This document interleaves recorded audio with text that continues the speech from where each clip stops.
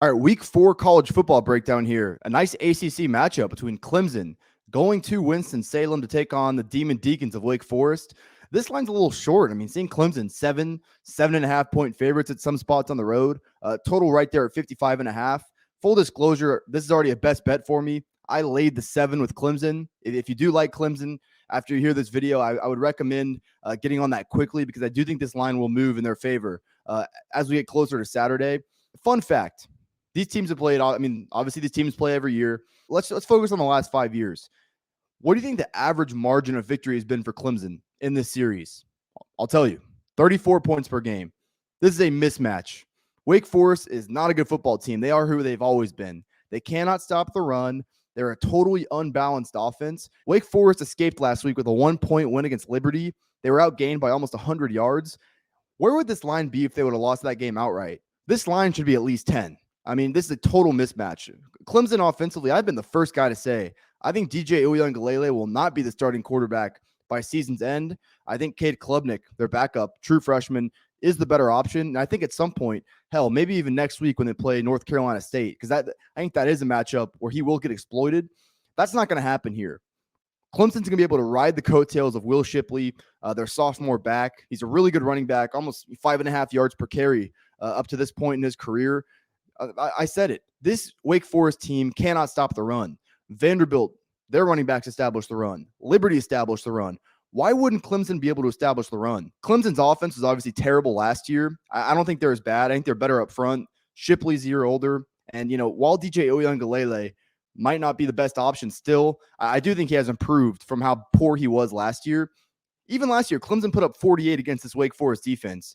This is what's going to happen. They're going to establish the run, and they're going to keep running it down their throats, and they are going to hit explosive plays through the air because Wake Forest is going to have to sell out to stop the run. Once again, Clemson has won over the last 5 years this game by 34 points per game. Clemson is a far cry from what they used to be offensively. This is as good of a defense as they've ever had, and they've had some really good defenses. Their front four might be among the best in the country. They're possibly going to welcome back Brian Breesy or Xavier Thomas in this game. If they got back Xavier Thomas, that gives them a major threat off the edge that they really haven't had this year. That makes it an elite unit that much better. And Wake Forest is weak along their offensive line. And I said it, they are unbalanced offensively. Wake Forest against Liberty last week, their running backs, 14 carries, 12 yards.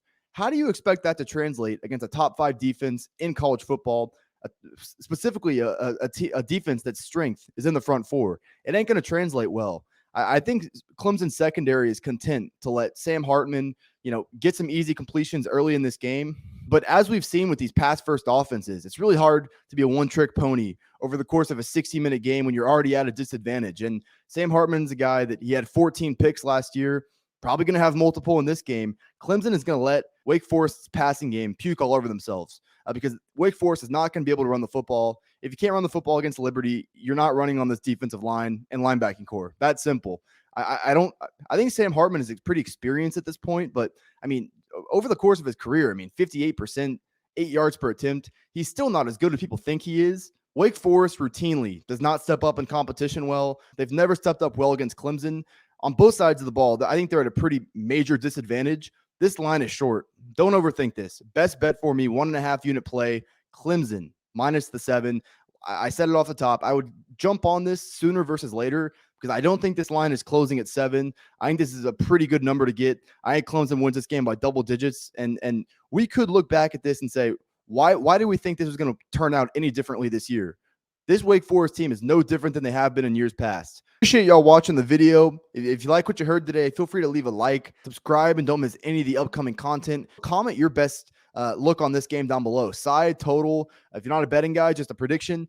Comment your best look on this game down below. You see this shirt right here. I know you've been staring at it the whole time. Go to proud90.com. Unique but very comfortable polos as well. Also got t-shirts, hoodies, quarter zips. Proud90's got all your golf apparel needs. If you see anything you like at checkout, use code Fordham. It's going to get you 15% off your entire order. Support me. Support Proud90. Proud90.com.